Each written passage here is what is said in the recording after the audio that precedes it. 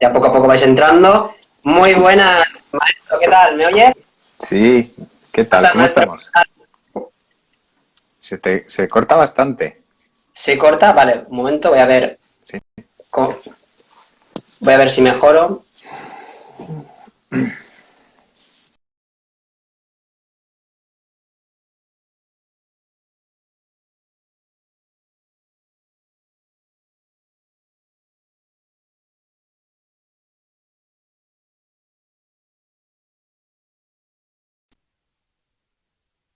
Hola.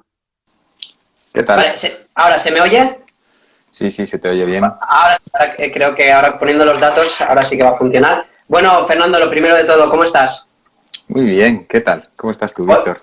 bien, pues teníamos muchas ganas de que pasaras por aquí, por el directo del sector fitness. Bueno, en primer lugar, agradecerte que inviertas parte de tu tiempo en estar aquí en directo para aportar conocimiento y entretener un poco a todos los seguidores que nos siguen en el sector fitness. Y teníamos muchas ganas de que vinieses porque, bueno, eres una persona que consideramos de alto valor en el sector y, bueno, sobre todo para tratar un tema como es el entrenamiento de la fuerza, ¿no? Un tema pues tan abierto, ¿no? Y de tanta tendencia actual, ¿no? Como el entrenamiento de la fuerza. Así que, bueno, la gente ya está entrando, Mm. ¿vale? Y yo creo que es buen momento ya para empezar. Y así, bueno, vale, perfecto, pues vamos a arrancar ya. Bueno, Fernando, lo primero de todo, como digo, tenemos muchísimas ganas de hablar contigo sobre entrenamiento de fuerza. Y bueno, lo primero de todo sería hablar de la importancia del entrenamiento de la fuerza. O sea, ¿cuáles son las implicaciones del entrenamiento de la fuerza, sobre todo en el ámbito de la salud? Porque ya sabemos que en el ámbito del rendimiento es fundamental para mejorar el rendimiento deportivo, pero en el ámbito de la salud, pues bueno, hay cierta gente que puede llegarlo a cuestionar seguramente por desinformación, ¿no? Entonces, en definitiva, la pregunta sería, ¿por qué una persona, por mejora de la salud, tiene que entrenar fuerza y le tendría que recomendar a sus padres, a sus abuelos, a su familiar enfermo, etcétera, entrenar fuerza? ¿Por qué no solamente es para el ámbito del rendimiento? Bueno, buenas tardes a todos. Espero que estéis dentro del estado este de confinamiento, que tenemos que estar todos en casa, que ya llevamos tantos días, pues que estéis bien, que no os esté pesando ya mucho. Y muchas gracias, Víctor, a ti y a José por haberme invitado a la charla.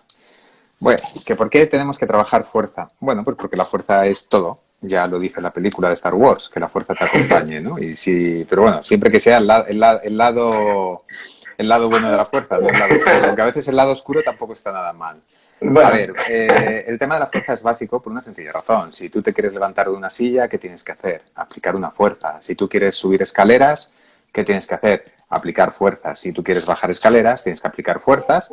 Y toda nuestra vida nos estamos peleando con una cosa que se llama la fuerza, que es la fuerza de la gravedad. Básicamente, desde ese momento, todo lo que nosotros hacemos relacionado con el movimiento, estamos gestionando fuerzas. Y estamos oponiéndonos a fuerzas y estamos aplicando fuerzas. Entonces, es fundamental. Pero ya no es fundamental únicamente por esto, que es un concepto muy físico, ¿no? También, a nivel metabólico, debemos de tener en cuenta una cosa. Bueno, hay gente que no, pero a no ser que haya una patología, ¿cuál es el tejido que más presencia tiene en nuestro cuerpo como tejido?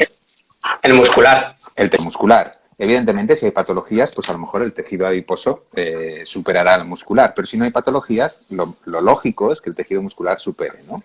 ¿Y dónde se hace el metabolismo del azúcar? ¿Dónde se hace el metabolismo del glucógeno, de los azúcares, de la glucosa? En el músculo. En la célula muscular. Por lo tanto, esto ya responde bastante. ¿Quieres tener un buen metabolismo? Entrena fuerza. Ten el músculo, como se dice, optimizado para que sea capaz de gestionar esas fuerzas y además, como músculo, la gente piensa que el músculo solo sirve para contraerse y relajarse, contraerse y relajarse. No es solo eso, el músculo es un órgano endocrino, segrega sustancias muy diversas, pero que mira por dónde la mayor parte de ellas tienen un carácter antiinflamatorio. Y ese carácter antiinflamatorio es lo que nos va a ayudar a sobrellevar situaciones pues de cualquier patología y a cualquier edad. Tú sabes que cuando vamos envejeciendo vamos generando un metabolismo proinflamatorio, a favor de la inflamación. Siempre tenemos un cierto grado de inflamación. Pero es que cualquier enfermedad tiene un grado de inflamación sistémico, ya sea muy grande o muy pequeño, pero lleva asociado un grado de inflamación. Si tú estás haciendo ejercicio que está segregando sustancias antiinflamatorias de forma natural, lógicamente estás favoreciendo tu metabolismo. Por lo tanto, yo creo que es fundamental en el Pues bueno, entrenamiento de la fuerza. es que así lo has explicado perfectamente, o sea, queda muy claro con la explicación que has hecho el por qué hay que entrenar fuerza para todas las poblaciones. Población de salud, patológicas, no patológicas, ya sea para mejorar tanto el rendimiento motor de una persona y mejorar sus capacidades funcionales, como para mejorar ciertas patologías, ¿no? Porque al final la gran mayoría de patologías son ciertos procesos de inflamación, como has dicho. Sabemos que el entrenamiento de fuerza va a incidir en la reducción de estos procesos inflamatorios, ¿no? Que son fundamentales para minimizar los efectos de las patologías. Bueno, pues teniendo muy claro la importancia y la relevancia que tiene el entrenamiento de la fuerza para la salud, ahora lo que faltaría por saber es cómo entrenar, ¿no? Cómo entrenar el entrenamiento de fuerza y sobre todo los tipos de fuerza, los tipos de entrenamiento de fuerza que existen, ¿no? Lo que se llama orientaciones y manifestaciones de la fuerza, porque ya sabes que existe cierta confusión en torno al concepto de fuerza y de sus manifestaciones u orientaciones, ¿no? Lo cual pues genera ambigüedad y, bueno, y falta de concreción respecto a cómo entrenar la fuerza, ¿no? Tradicionalmente han habido varias propuestas de manifestaciones de fuerza, como puede ser la del doctor Fernando Naclerio, que viene a decir que hay como 3 orientaciones: o entrenas fuerza máxima, fuerza velocidad o fuerza resistencia. Pero hoy en día, con el avance del conocimiento, se han ido proponiendo pues propuestas más recientes, como son las de Vadillo, las de Heredia y Peña en el último libro, por ejemplo, ¿no? Que vienen a concretar estas orientaciones en neural o estructural, ¿no? O sea, ¿tú cómo dividirías las orientaciones del entrenamiento de la fuerza con el conocimiento que hoy en día manejamos? Bueno, vamos a ver. Lo primero es que tradicionalmente siempre se ha asociado el entrenamiento de fuerza a la carga que levantas, ¿vale? Pero evidentemente, si nos vamos al concepto mecánico de fuerza, fuerza es masa por aceleración. Luego ya no es únicamente la carga que estás levantando, que sería la masa, sino qué aceleración imprimes a esa carga. Evidentemente, como poco, tienes que... Bueno, como poco no, pues sí, como poco tienes que superar la aceleración en sentido opuesto a la de la gravedad, porque si no, no vas a mover la carga.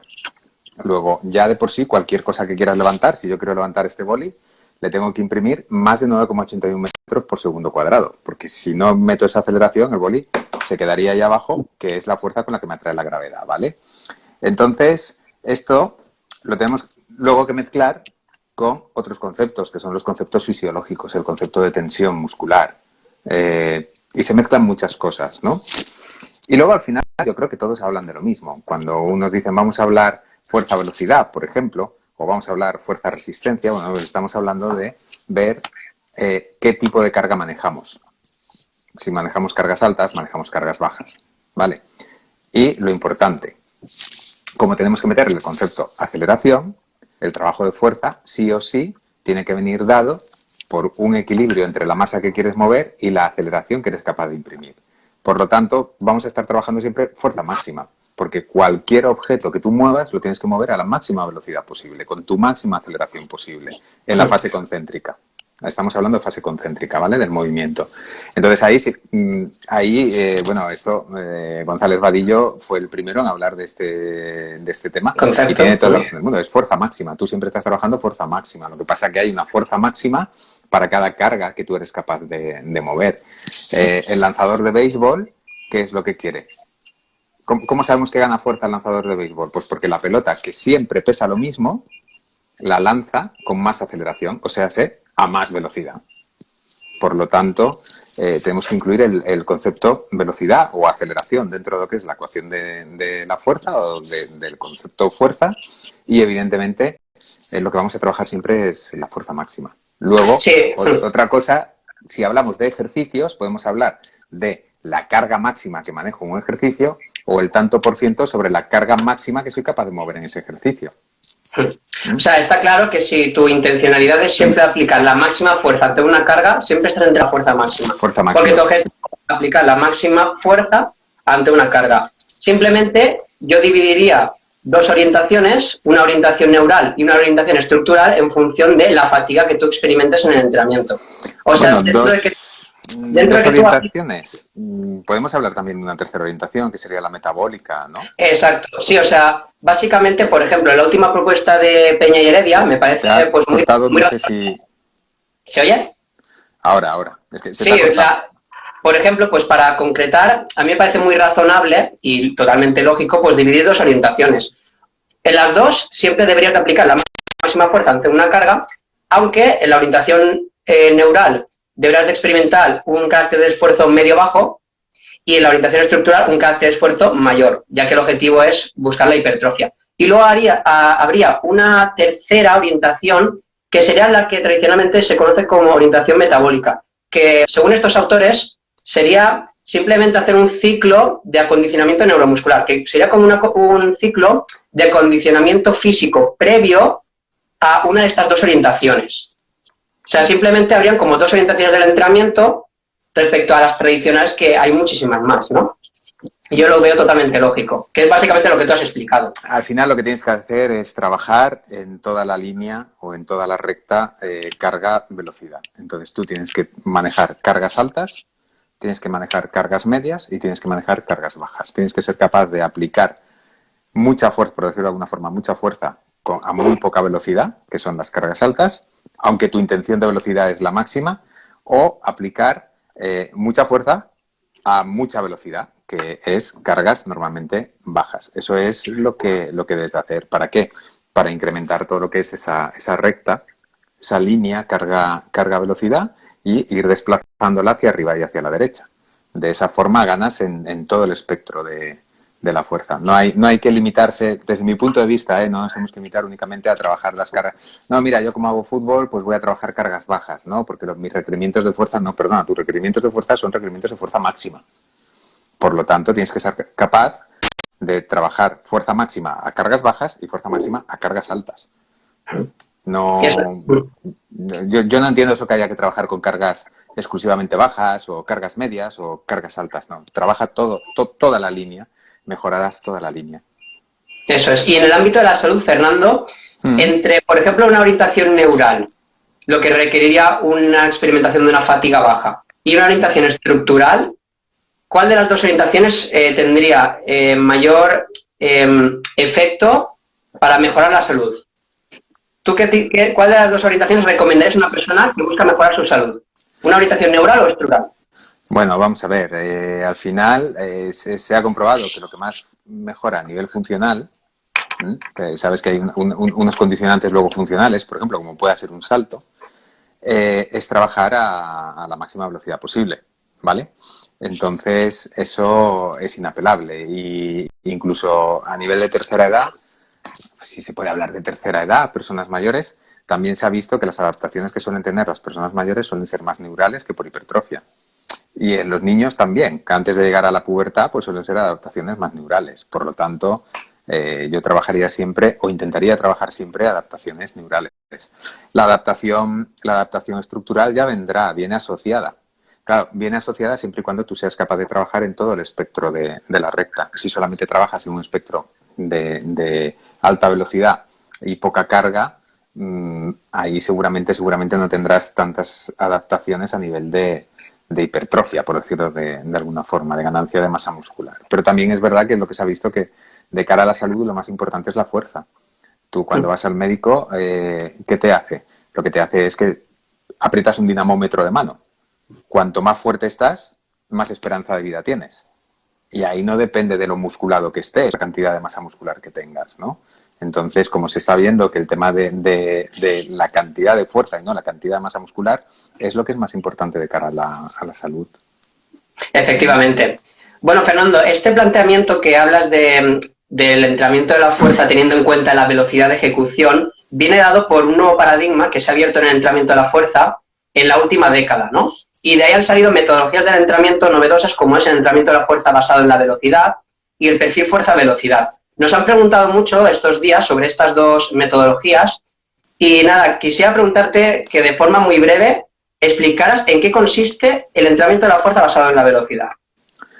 Bueno, el entrenamiento de la fuerza basado en la velocidad consiste en coger una carga determinada y empezar a hacer repeticiones con esa carga. Conforme vas haciendo repeticiones se va reduciendo la velocidad. Y llega un momento en que una pérdida de velocidad superior a un 20%, pues se ha visto que los beneficios que nos trae, en comparación con el volumen de trabajo, pues a lo mejor vale la pena no perder más de ese 20%. Evidentemente, si quieres hipertrofia, pues seguramente tendrás que perder un poco más, ¿no? Pero ese es, para mí, desde mi punto de vista, que ha traído el entrenamiento de fuerza basado en la velocidad, sobre todo es el control de la fatiga. Tienes mucho más controlada la fatiga. Tú te vas a un entrenamiento tradicional de 3x10, 3 series de 10 repeticiones y a lo mejor en la repetición 5 ya estás fatigado y las otras 5 no estás teniendo ganancias sustanciales como para poder hacerlas. Y sin embargo sí que sabemos que cuanto más volumen ponemos, más posibilidades de riesgo de lesión por estrés tenemos. Entonces esto es una cuestión que hay que tener en cuenta. Te permite ahorrar mucho volumen de repeticiones. Mucho volumen de repeticiones, más luego una serie de ganancias a nivel de capacidad funcional y una serie de ganancias a nivel de fuerza pura, que estás ganando la misma fuerza que perdiendo el 40%. Hay estudios que esto lo han demostrado.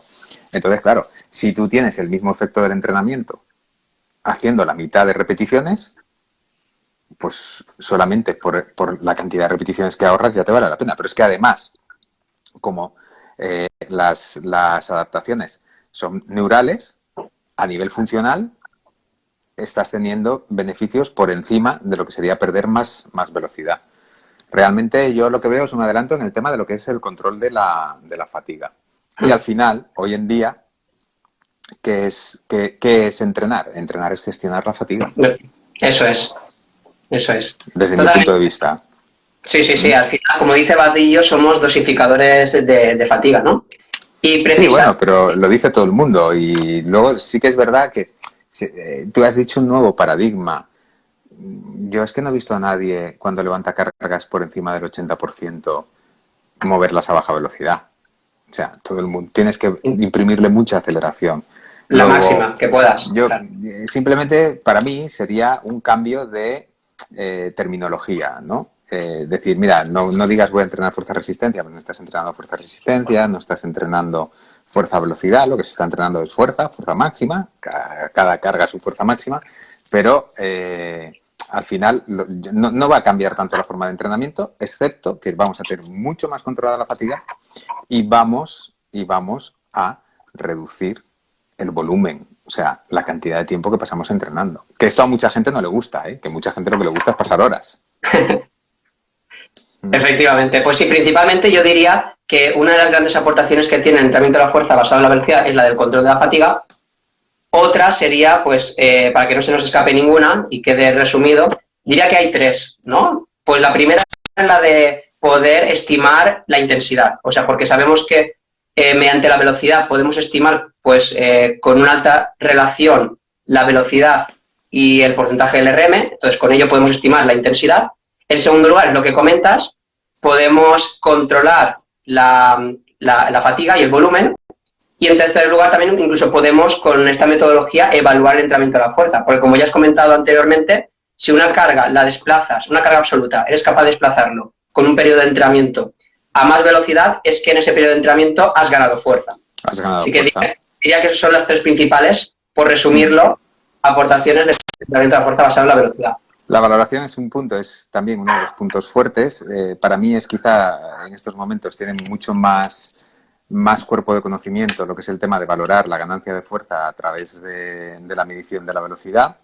En entrenamiento es ahora cuando están empezando a salir estudios realmente de intervención, porque hasta ahora los estudios eran estudios muy descriptivos todos de qué es lo que pasa, o a qué velocidad se da este tanto por ciento de la RM, o este ejercicio tiene la misma velocidad que este otro o no, o es la misma velocidad entre hombres y mujeres, o poblaciones de diferentes edades. Pero ahora ya es cuando se están empezando a hacer estudios muy bonitos de intervención Y en esos estudios de intervención se va a avanzar mucho en lo que es el entrenamiento, porque al final es lo que queremos saber todos. ¿Realmente tengo que perder el 20 o tengo que perder el 40? ¿O tengo que perder el 10? ¿Sabes qué? Necesitamos, no hay tanto cuerpo de conocimiento, hay para indicarnos por dónde van los tiros, pero para ajustar la dosis realmente todavía no hay suficiente. Yo entiendo que no hay suficiente cuerpo de conocimiento. Yo creo que todos los que estamos estudiando esto estamos esperando más estudios de intervención, porque hasta ahora habían publicado demasiado descriptivo y ahora están empezando, como bien dices. De hecho, no sé si sabes, este último que acaba de salir recientemente, de la comparación entre perder un 10% de velocidad dentro de la serie o perder un 30%. Y viene a decir que entre perder un 10 o un 30, perder un 10 obtiene iguales o mejores mejoras en el rendimiento y el volumen evidentemente es menor, con lo cual se recomienda entre 10 o 30% de porcentaje de pérdida de velocidad, perder un 10 por eficiencia de entrenamiento. ¿Pero en cuántas semanas? Pues si no recuerdo mal, lo leí esta semana, no recuerdo mal, creo que son 12 o 14 semanas. Pero eso aún así son adaptaciones crónicas, pero es poco tiempo. Evidentemente. Aquí, lo ideal sería tener temporadas enteras de equipos viendo qué es lo que pasa. Porque claro, Exacto. 12 semanas, al final estás cambiando muchas veces la metodología de trabajo de las personas. ¿Y eso a qué te lleva? Te lleva a que como no, aunque seas deportista, no estás acostumbrado a entrenar de esa forma y te lleva a determinadas mejoras. Entonces, esto lo ideal, creo, sería verlo en temporadas completas, un año entero. Claro, hacer un estudio de un año entero, pues tiene lo que tiene, que es muy complicado, muy complicado. A nivel metodológico y de diseño sabemos que es mucho más problemático. Pero bueno, esperemos que pueda haber alguna aportación científica en este... Sí, aquí los que van mucho datos registrados son los australianos, los de fútbol australiano, los equipos de fútbol australiano. Lo que pasa es que no se están dedicando a publicar. Ellos lo tienen, sus datos, y van haciendo sus ajustes de sus propios entrenamientos. Entonces, claro, pero eso sería lo ideal, ver qué es lo que pasa a lo largo a largo plazo, no a corto. 12 semanas es corto plazo, a largo plazo. ¿Qué adaptaciones me produce esto en un año? Pues estaría bonito verlo. A ver si dejan de ser tan herméticos y se abren un poco los australianos y comparten esta información, que seguro que es muy relevante. Bueno, esto en cuanto... Australianos y todo el mundo, porque realmente los equipos ya sabes cómo son, suelen ser bastante... Llegar a tocar profesionales a nivel de estudios de investigación es un poco complicado. Efectivamente.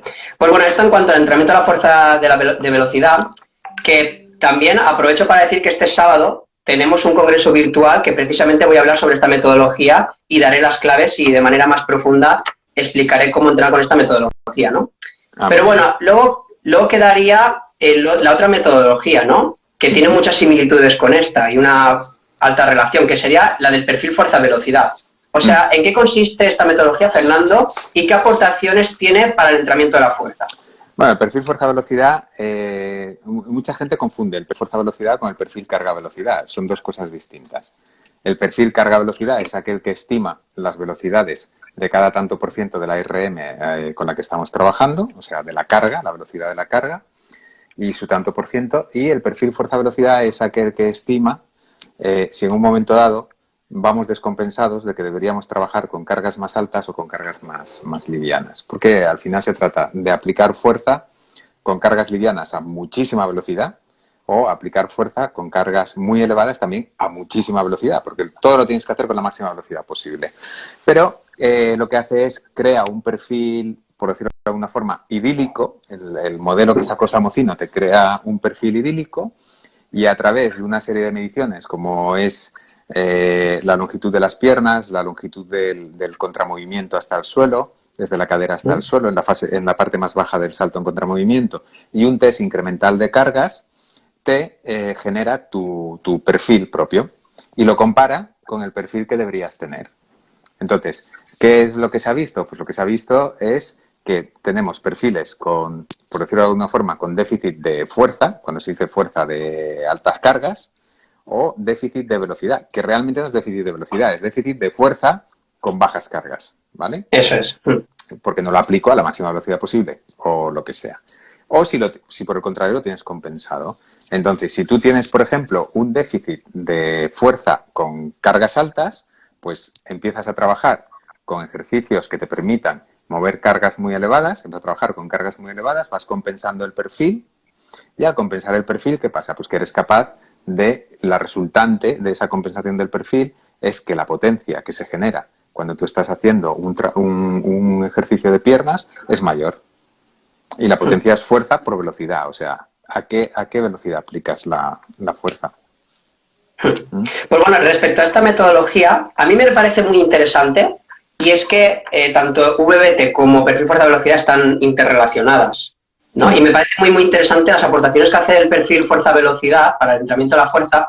Sin embargo, ya sabes que existe cierta controversia con ciertos autores que rechazan esta metodología de entrenamiento, ¿no?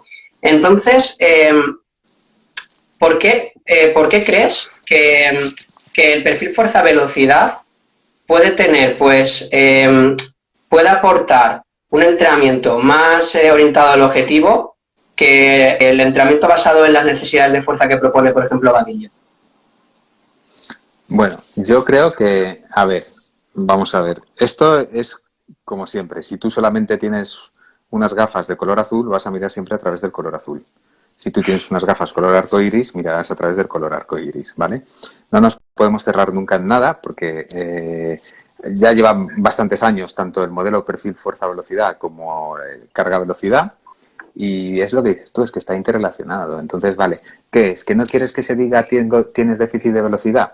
Pues bueno, tienes déficit de fuerza en bajas cargas. Ya está, es así de sencillo. No hay que darle muchas más vueltas. No, es que para tener un perfil, tendríamos que tener en qué compararnos. Bueno, es que, a ver, y si tú quieres ser futbolista, pues te tienes que comparar con los futbolistas, ¿no? Con esto, ya. Yo quiero ser récord del mundo de los 400 metros lisos. ¿En quién me tenía que fijar hace unos cuantos años? En Michael Johnson. Michael Johnson precisamente no tiene el perfil de velocista que todos conocemos. Y sin embargo era récord del mundo. No, lo que hace el perfil fuerza-velocidad es que te crea tu propio perfil conforme tus medidas antropométricas, conforme tu test incremental. Y ahí es hacia donde tienes que tender. De hecho, ya hay estudios con muchísimos deportistas de todo tipo que cuando son capaces de compensar el perfil fuerza-velocidad mejoran mucho su rendimiento. Pero ya no solo eso, es que se han dado cuenta que aquellos deportistas que tienen el perfil fuerza-velocidad optimizado o el óptimo, el que se aproxima al modelo, se lesionan menos.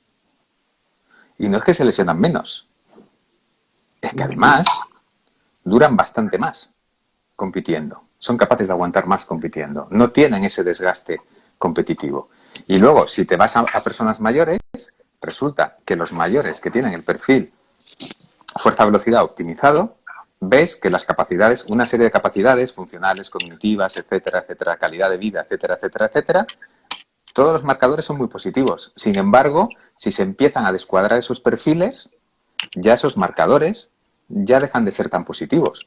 Por lo tanto, para mí, entrenar desde el perfil fuerza-velocidad, yo lo veo todo un acierto. Pero te lo vuelvo a repetir, es que para entrenar el perfil fuerza-velocidad, tú tienes que ser capaz de incrementar tu recta carga-velocidad hacia arriba y hacia la derecha. Porque si tú incrementas tu recta hacia arriba y hacia la derecha, que no tiene desvíos en ninguna parte, evidentemente, ¿qué va a pasar? Vas a ser capaz de generar más potencia en tus movimientos, sí o sí, en cualquier cosa que hagas. Si solamente tocas la parte baja del perfil, carga-velocidad, a lo mejor estás descompensando la resultante de la potencia. Entonces, claro, ya cuando ves tantos estudios con tantos miles de deportistas y de gente que lo han hecho, dices, ostras, yo me pensaría antes que criticar nada de esto. Pero bueno, al final es lo que decimos, si tú solamente lees libros de un autor, si tú solamente lees a Miguel Hernández, te gustará Miguel Hernández, no verás lo otro, es lo mismo. No, yo es que a mí me gusta la ópera, ya, pero ¿escuchas otro tipo de música? No, solo la ópera. Y de ahí no salgo. O es ópera o no es nada. No, tenemos que abrirnos, tenemos que abrir el abanico. Y Sin es duda. un poco lo que hay que hacer. Y las metodologías son la misma, porque es que al final es lo mismo. Aplicar fuerza a la máxima velocidad posible.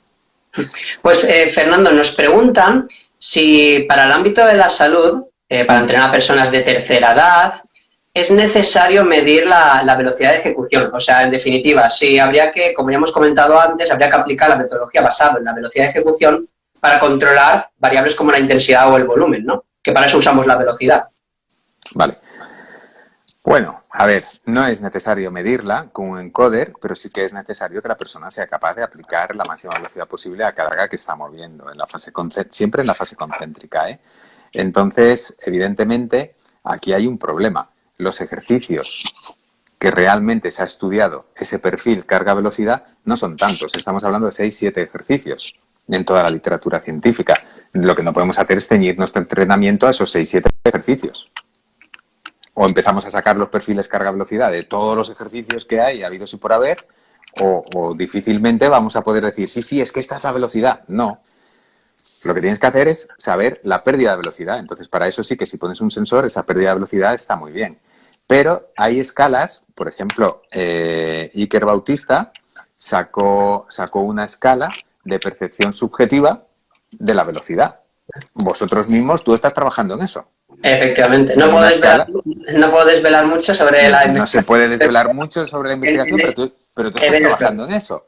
Efectivamente. Lógicamente, si las escalas de esfuerzo percibido sirven y son muy válidas, yo entiendo que la escala de pérdida de velocidad, la gente tiene que ser consciente cuando está empezando a perder velocidad y saber más o menos a qué velocidad se está moviendo. Y esto es, mira, normalmente la carga que maximiza la potencia de salida, o sea, la carga en la que más potencia consigues, normalmente en una escala de esfuerzo percibido sabes que todo el mundo te dice esto es un 6. Lo clavan al 6. Y es justo la carga en la que más potencia has desarrollado. Pues igual que te clavan la escala de esfuerzo percibido, es fácil realizar una escala de velocidad subjetiva. Ya no eso. Todos sabemos que normalmente a mitad del número máximo de repeticiones que tú puedes hacer con una carga es cuando empieza a aparecer en mayor grado la fatiga. Pues bueno, si tú sabes que una persona con una carga vamos a poner una carga de 100 kilos, es capaz de hacer 20 repeticiones, no lo lleves a las 20 repeticiones, que te haga 10 repeticiones a la máxima velocidad posible. Porque a partir de la máxima velocidad, la fatiga ya va a empezar a dificultar mucho más la realización del ejercicio. Déjalo en la mitad a la máxima velocidad posible. Estás teniendo lo mismo, no los mismos, porque evidentemente no lo tienes bien controlado del todo, pero estás acercándote mucho a ese sensor puesto en la barra o a ese encoder. En definitiva, para resumir la respuesta, en la velocidad de ejecución sabemos que es clave, porque en base a porque si quieres maximizar tu aplicación de fuerza, tienes que desplazar a la máxima velocidad posible la carga. Eso está claro. Entonces, pues para aclararle a Sandra la respuesta, en definitiva, si tienes un instrumento que mide la velocidad, mejor que mejor, pues lo controlas con la máxima objetividad posible. Si no tienes un instrumento medidor de velocidad, te puedes basar en otras variables subjetivas, como son las escalas, por ejemplo, de percepción de la velocidad de ejecución, o incluso en escalas de esfuerzo, o incluso el carácter del esfuerzo, que es tener en cuenta las repeticiones que haces sobre unas máximas que puedes hacer con esa carga. Así que si no puedes manejarlo de manera objetiva, siempre puedes recurrir a instrumentos de valoración subjetiva, ¿no? Así evidentemente, lo único que sí que hay que tener en cuenta es que para la valoración subjetiva la persona tiene que tener una experiencia entrenando importante, porque si no nos puede venir el problema de que nos están dando unas escalas, una subjetividad que no es objetiva, por decirlo de alguna forma, ¿vale? Y esto hay que enseñar a la gente a entrenar. Entonces, pero bueno, yo creo que hoy en día hay encoders que están muy bien de precio, que cualquier entrenador puede realizar el esfuerzo, pese a que sea un esfuerzo, pero puede realizar el esfuerzo y adquirir un encoder, que le va a dar una dimensión al entrenamiento completamente diferente. Hay que aprovechar la tecnología existente. Efectivamente. Sabiendo las potencialidades que tiene el entrenamiento basado en la velocidad y los recursos asequibles que hay de instrumentos medidores de velocidad, si no te haces con uno de estos instrumentos hoy en día y eres profesional del ejercicio, es más bien una excusa que no puedas adquirirlo, ¿no? O sea, porque están muy asequibles, ¿no? Y hay tantos. Bueno, nos hacen otra pregunta, Fernando, que dice, ¿los descansos entre series los basamos en las repeticiones o sobre los de fuerza máxima? Bueno, pues si estamos hablando a nivel de salud, que no estamos controlando al 100%, lo que podemos hacer es un mínimo de 2 minutos siempre de descanso. Se ha visto que los descansos hace 2 minutos no hay ningún problema, incluso hacerlos de 3, pues hay veces que es mejor. Pero claro, tener 3 minutos a una persona descansando, pues a lo mejor le puede llegar a crear un poco de aburrimiento, ¿no? Entonces, descansos a partir de los 2 minutos está bien. Entre 2 y 3 minutos no hay pega. Te da tiempo más que de sobra para recuperar a nivel neural, a disipar la fatiga que se puede haber realizado y luego, pues bueno, al final, si tienes un sensor que mides, pues mira cuánto tarda en perder la segunda serie, que es lo que pasa en la primera, que es lo que pasa en la segunda, y sabrás si la fatiga está haciendo mucho, mucho, mucho. ¿Eh? Pero ya te digo, Parece que se nos está... Hola. Víctor, es que no sé si es el tuyo o es el mío, pero vamos. ¿Fernando? Sí, estoy.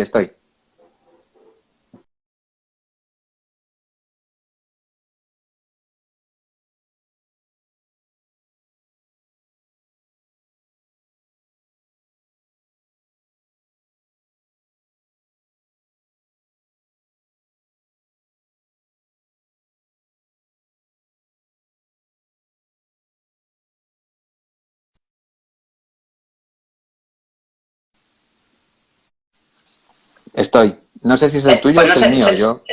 No lo sé, pero vale, lo importante es que hemos vuelto. Sí. Vale, pues has tenido que contestar la respuesta sobre el periodo de descanso entre series. Sí. De 2 a 3 minutos. Perfecto. Pues hay otras preguntas que nos han ido formulando estos días en las historias del sector fitness que hemos lanzado, ¿no? Para que pudieran hacer preguntas de cara a este directo. Y una de ellas dice, ¿cómo se debería entrenar la fuerza a lo largo del ciclo menstrual? O sea, nos salimos un poquito de esto del entrenamiento de la fuerza basado en la velocidad y nos metemos en otro asunto. Buah. Es muy complicado porque, bueno, ya sabemos que hay unas recomendaciones según la fase del ciclo menstrual, pero luego también hay mucha evidencia científica que viene a decir que para cada mujer le afecta de una manera distinta cada una de estas fases, ¿no? Entonces es muy complicado generalizar pues unas orientaciones de intensidad-volumen según cada una de las fases. No sé qué crees. Bueno, a ver, lo que creo es que no soy especialista en este tema, entonces igual hablo y meto la pata hasta aquí no, hasta allá. Pero bueno, yéndome al sentido común, me voy al sentido común de deportistas. Las deportistas tienen que entrenar sí o sí y tienen que competir sí o sí, sea el día que sea, porque tienen un calendario muy marcado. Entonces, tienen que entrenar. No, que a lo mejor hay esto que se dice que depende del momento del ciclo menstrual, sí, puede favorecer un tipo de entrenamiento u otro tipo de entrenamiento, seguramente, no lo sé, seguramente, pero es que al final tienes que entrenar, entonces tendrás que adaptarte al momento en el que estés. A lo mejor, no lo sé, depende del periodo del ciclo, no puedas levantar el 100% de la carga, no la podrás mover a una velocidad, la tendrás que mover a otra velocidad, pero tendrás que adaptar las cargas porque tú tienes que seguir entrenando. Ahora creo que en breve saldrán varios, porque estuve hablando el otro día con él, de Felipe García Pinillos. Creo que sale una serie de 3 o 4 artículos de entrenamiento de fuerza y mujeres en función del momento del ciclo menstrual.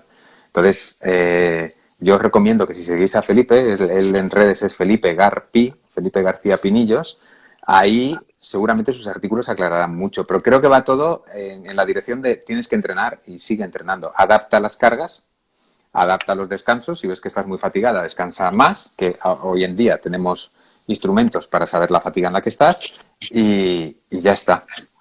Efectivamente. Sí, yo diría que para deporte es muy complicado, según la fase del ciclo menstrual, manejarlo, porque dos cosas. Una, que compites cada fin de semana, incluso 2 veces por semana, y dos, que en deportes colectivos, si tienes un grupo de mujeres, ¿qué vas a hacer? ¿Vas a dividir según las fases al equipo? Es muy complicado gestionarlo. Sin embargo, si en entrenamiento personal sí que es mucho más fácil adaptarte, como deberías de hacer con sentido común, adaptarte a la persona que entrenas según la fase del ciclo menstrual y otros factores de fatiga ¿no? En las que se encuentre esa persona que entrenes, ¿no?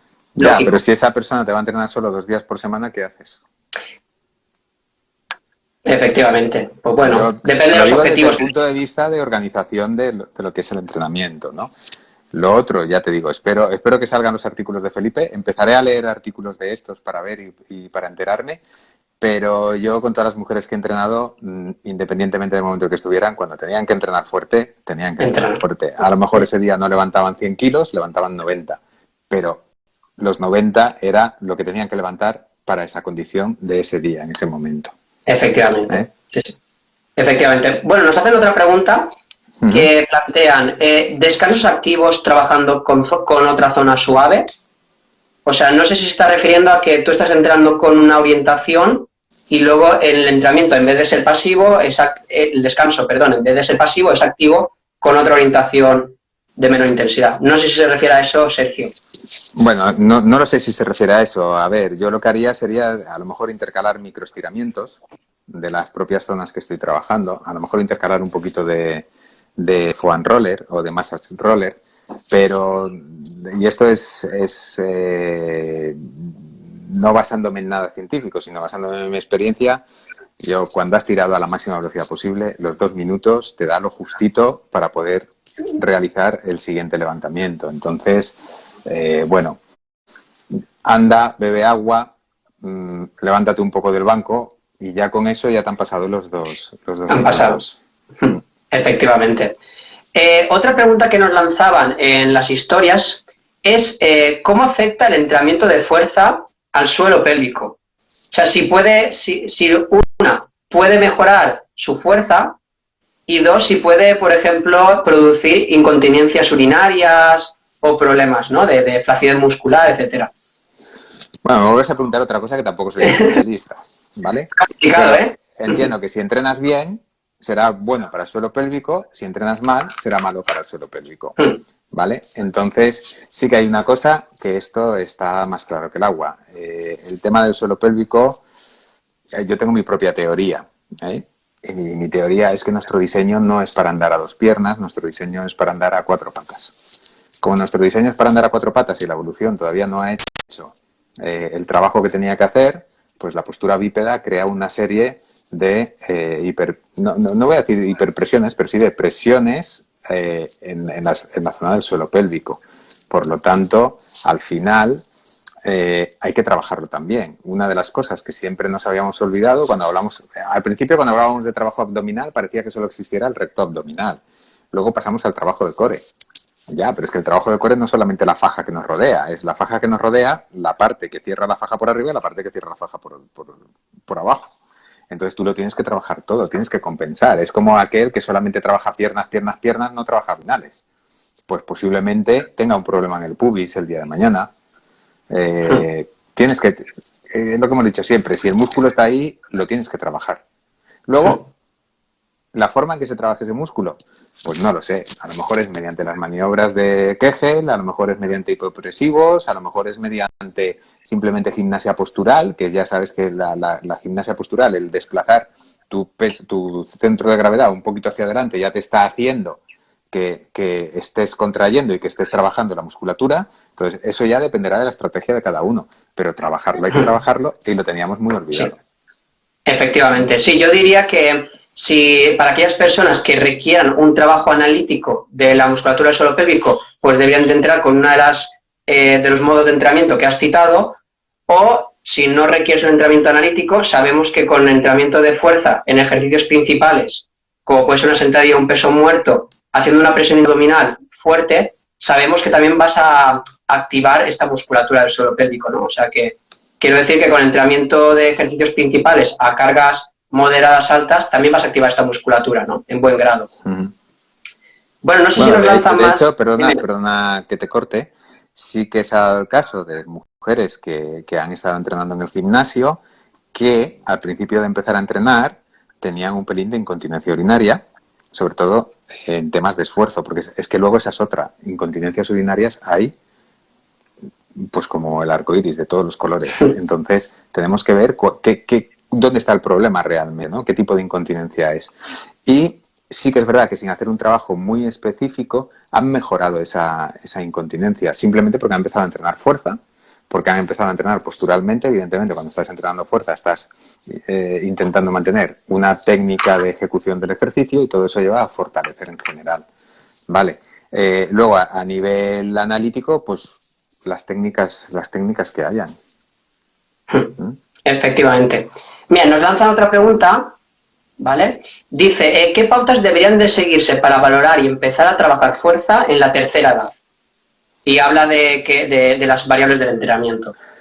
Vale, bueno, aquí hay una cosa que es Vicente, mira, aquí hay una cosa que está clara, o sea, simplemente por el hecho de ser personas y por esto que decía de que no estamos hechos para andar a dos piernas, que nuestro diseño es de cuatro patas, cuando nos pusimos de pie se generaron una serie de necesidades y esa serie de necesidades está presente tanto en los niños pequeños como en las personas más mayores. Esas necesidades son una buena extensión de cadera, esas necesidades son un buen acondicionamiento lumbopélvico, una buena disociación lumbopélvica, un buen acondicionamiento de la cintura escapulohumeral y luego, evidentemente, una buena dorsiflexión de tobillo, que es lo que nos va a permitir mucha movilidad y el poder realizar muchos ejercicios y mejorar nuestro equilibrio dinámico, ¿vale?